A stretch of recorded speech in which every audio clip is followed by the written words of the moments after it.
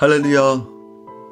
오늘 이 아침에 할렐루야 모든 가정 가운데 함께 말씀을 사모하는 모든 자들에게 하늘의 건세와 땅의 기름진 것, 하나님의 신령한 복들이 우리 안에 온전히 임하여지고 하나님의 자녀로서 건세와 능력으로 승리하는 하루가 될 것입니다. 우리 함께 말씀 사모함으로 그 말씀을 붙잡고 이 아침 함께 시작하기 원합니다. 7월 25일 화요일 아침 예배 성삼위 하나님께 올려드립니다. 오늘 하나님의 말씀은 로마서 4장 1절부터 12절까지입니다. 로마서 4장 1절부터 12절까지입니다. 그런즉 육신으로 우리의 조상인 아브라함이 무엇을 얻었다 하리요? 만일 아브라함이 행위로서 의롭다 하심을 받았으면 자랑할 것이 있으려니와 하나님 앞에서는 없으리라. 성경이 무엇을 말하느냐? 아브라함이 하나님을 믿음에 그것이 그에게 의로 여겨진 바 되었느니라. 일하는 자에게는 그 값이 은혜로 여겨지지 아니하고 보수로 여겨지거니와 이를 아니할지라도 경건하지 아니한 자를 의롭다 하시는 이를 믿는 자에게는 그의 믿음을 의로 여기시나니 일할 것이 없이 하나님께 의로 여기심을 받는 사람의 복에 대하여 다윗이 말한 바 불법이 사함을 받고 죄가 가리어짐을 받는 사람들은 복이 있고 주께서 그 죄를 인정하지 아니하실 사람은 복이 있도다 함과 같으니라. 그런즉 이 복이 할례자에게냐 혹은 무할례자에게느냐 우리가 말하기를 아브라함에게는 그 믿음이 의로 여겨졌다 하노라. 그런즉 그것이 어떻게 여겨졌느냐? 할례시냐 무할례시냐? 할례시가 아니요 무할례시니이라. 그가 할례의 표를 받은 것은 무할례시의 믿음으로 된 의를 인치신 것이니 무할례자로서 믿는 모든 자의 조상이 되어 그들도 의로 여기심을 얻게 하려 하심이라. 또한 할례자의 조상이 되었나니 곧 할례 받을 자에게뿐 아니라 우리 조상 아브라함이 무할례시에 가졌던 믿음의 자취를 따르는 자들에게도 그러하니라. 아멘. 하나님의 말씀입니다. 바울은 아브라함의 의롭다 하심을 받은 것은 그의 행위가 아닌 오직 하나님을 향한 믿음 때문이다라고 강조하고 분명하게 선언합니다. 일한 사람이 값을 받는 것은 당연하지만 일할 것이 없이 의롭다 여김을 받은 것은 은혜이고 복이라고 분명히 정의합니다. 또한 바울은 할례자나 무할례자나 믿음으로 아브라함의 자손이 된다라고 말하고 있습니다. 오늘은 이신칭의 한 예로서 바로 아브라함의 신뢰를 통해 인간이 하나님 앞에서 의롭다함을 얻는 것은 그 어떠한 행위와 외적인 조건이 전혀 들어가지 않고 오직 믿음으로만 가능하다는 것, 믿음으로만 바로 의롭다 칭함을 받는다는 것, 믿음으로만 하나님의 자녀가 되고 구원을 얻을 수 있다는 분명한 진리를 선포합니다. 바로 아브라함의 신뢰를 통해 인간이 하나님께 의롭다함을 얻는 것은 어떤 조건과 행위와 전혀 관련이 없다는 것이에요. 오직 믿음뿐입니다. 아브라함은 선민 이스라엘 조상으로서 이스라엘 백성들은 아브라함의 품에 안기는 것을 구원받는 것이라고 생각할 만큼 아브라함을 가장 조상의 우선으로 두었던 민족들입니다. 그런데 유대인들은 아브라함이 하나님께 의롭다함을 얻은 것이 그의 행위 때문이다라고 생각했습니다. 즉 아브라함이 하나님을 진실되게 경외하고 하나님의 말씀에 순종함으로 구원을 얻었다라고 생각한 것입니다. 유대인들은 이렇게 생각할 수밖에 없었을 것입니다. 그러나 바울은 창세기 15장 6절을 근거로 하여 아브라함이 의롭게 된 것은 그의 행위 때문이 아니라 믿음 때문이라는 것을 분명하게 합니다. 갈대 우르에서 불렀던 그때 그가 믿음으로 반응했기 때문에 하나님 그것을 인정하시고 의롭다 칭해 주신 것의 시작인 것입니다. 물론 아브라함의 삶이 완전하지 않습니다. 참으로 믿음으로 넘어지는 수많은 순간들을 마주했습니다.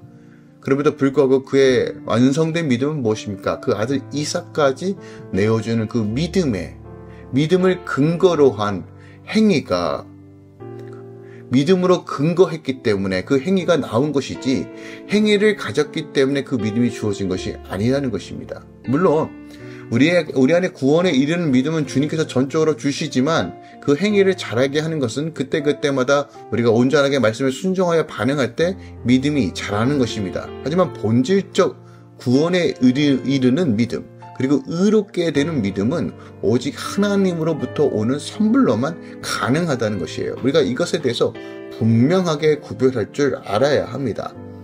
오늘 이신칭의, 이신득이, 이 절대적인 교리, 즉 어떠한 행위가 우리 의롭게 하는 것이 아니라 믿음으로 우리가 의롭게 된다는 이 진리를 조금 더 분명하게 좀 살펴보기 원합니다.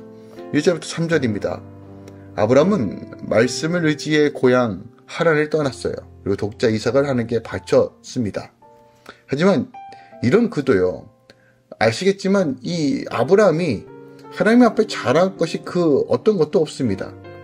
늘 자기의 위험에 처했을 때 자신의 사라를 2번이나 누이라고 속일 만큼 그렇게 비겁하고 그리고 두려움에 가득 찼던 인물입니다.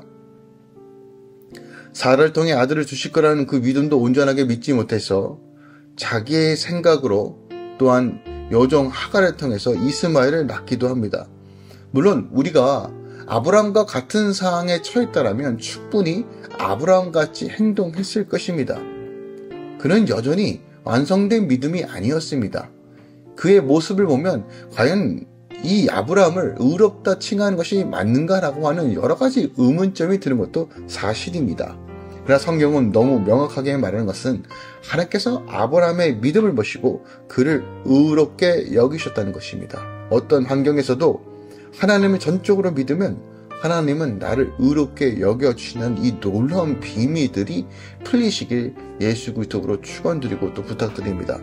4절부터 8절까지는 이제 은혜로 받은 이 복에 대한 분명한 가르침을 우리에게 선언합니다.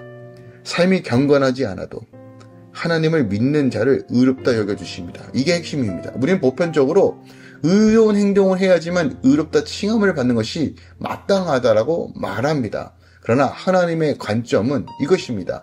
우리 힘으로는 전적으로 의로워질 수 없습니다. 우리에겐 그런 능력 자체가 없습니다. 우리가 예수 안에 거할 때만이 의로워질 수 있고 또한 예수 안에 거하는 삶은 오직 믿음으로 그것을 취하고 영접하는 자뿐에게만 허락되는 복입니다. 다윗을 보십시오. 다윗. 하나님을 예배하고 마음에 합한 자라는 칭함을 받았지만 실질적으로 다윗의 삶은 수많은 피운임과 전쟁, 그리고 쫓김, 그리고 배신과 배반, 더 나아가 그의 쾌락을 채우기 위하여 자기가 사랑하고 자기를 따르는 부하 직원까지 강제로 죽이면서 그 아내를 취하는 아주 나쁜 사람입니다. 그럼에도 불구하고 하나님께서 은혜로 그의 죄를 덮어주시고 하나님의 은혜로 채워주시는 이 장면을 통해서 우리가 누리는 복은 죄가 있어도 가려짐을 받는 것이 복임을 기억합시다. 수치가 드러나지 않고 하나님께서 감춰주시는 것이 복임을 기억합시다. 즉 다시 말해서 복은 사람이 성취하는 것이 아니라 하나님이 전적으로 주시는 은혜라는 것을 인식하고 깨닫는 것입니다. 그러니까 똑똑하다고 여기는 사람은 이를 이해하지 못하지만 말씀으로 자신의 죄를 보는 사람은 이 은혜가 분명히 보이는 것입니다.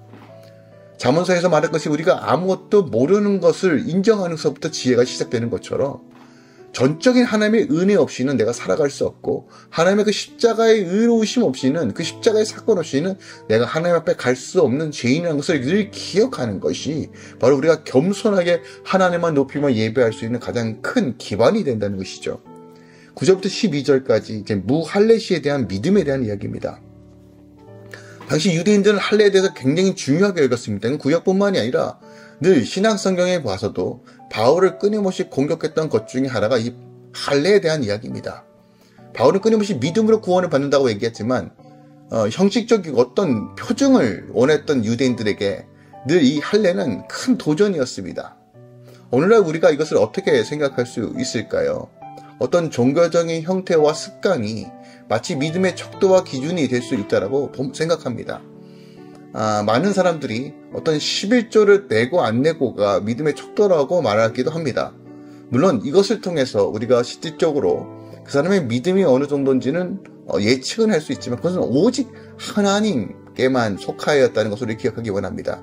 저는 11조를 드리지 않는 것을 폄하하는 것이 아닙니다. 저는 하나님께 온전하게 구별하여 드리는 것, 언약적 드리는 이 드림에 대해서 매우 중요하다고 생각합니다. 하지만 이런 행위가 나를 구원으로 인도한다는 것은 아니라는 것이죠.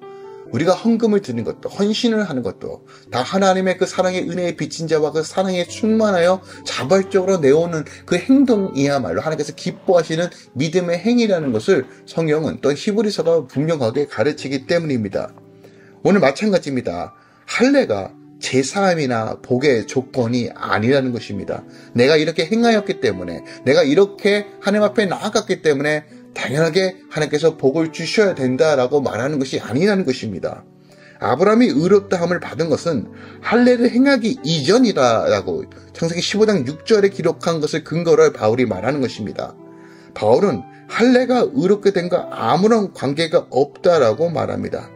내가 믿음의 몇 대 손인지, 어떤 봉사를 했는지, 얼마나 많은 헌금을 냈는지가 중요한 것이 아니라 내가 100% 죄인인 것을 깨닫고 회개하며 주님 앞에 나아가는 것, 주님과 연합하는 삶을 추구하는 것이 바로 믿음으로 사는 삶, 복된 삶을 사는 것입니다. 이것이 바로 영생을 위한 믿음의 선한 싸움을 하면서 나아가는 것입니다.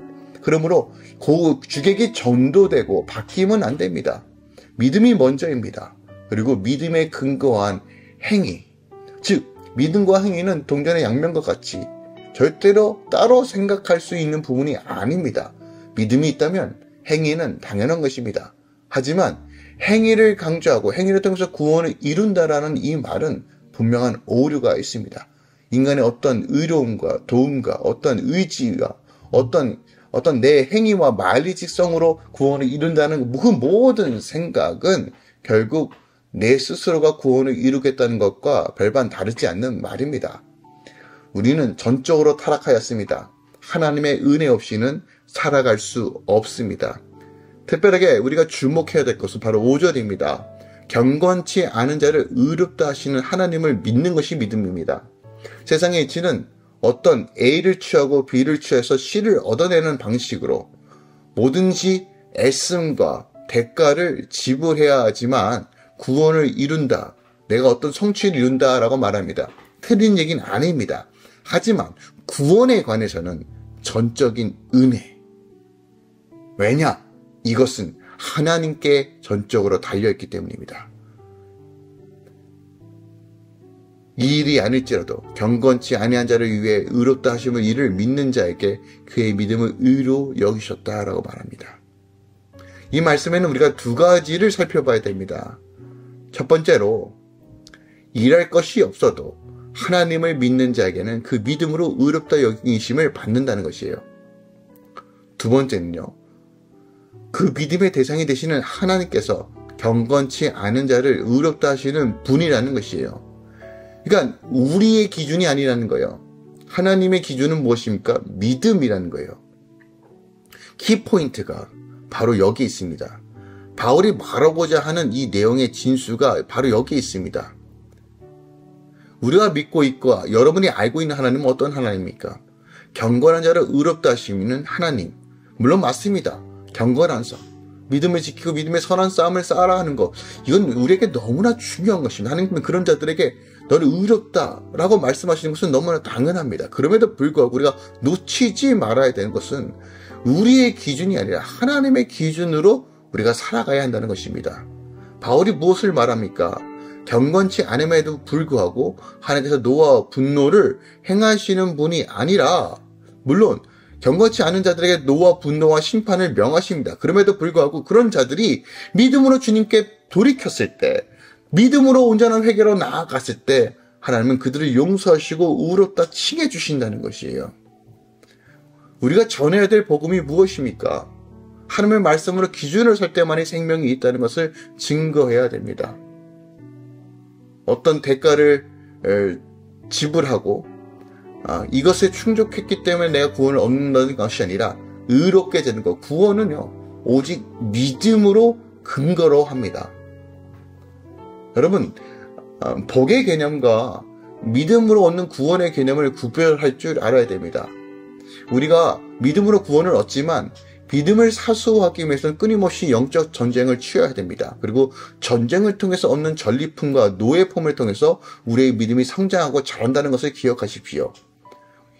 이 전쟁에는 반드시 우리 안에 어떤 대가의 지불함이 있어야 됩니다. 믿음이란 것은요, 내가 다 있을 때 믿음이 발동하는 것이 아닙니다. 대가를 지불할 때, 믿음으로 반응할 때 믿음이 내 것이 되는 것입니다. 여기서 말하는 믿음은요, 구원에 이르는 믿음이 아니라 내 믿음을 지키고 사수함으로써 믿음의 완성, 구원의 완성을 향해 나아가는 우리의 이 마지막 때 살아가는 성도들의 삶에 필요한 믿음에 대한 이야기고요.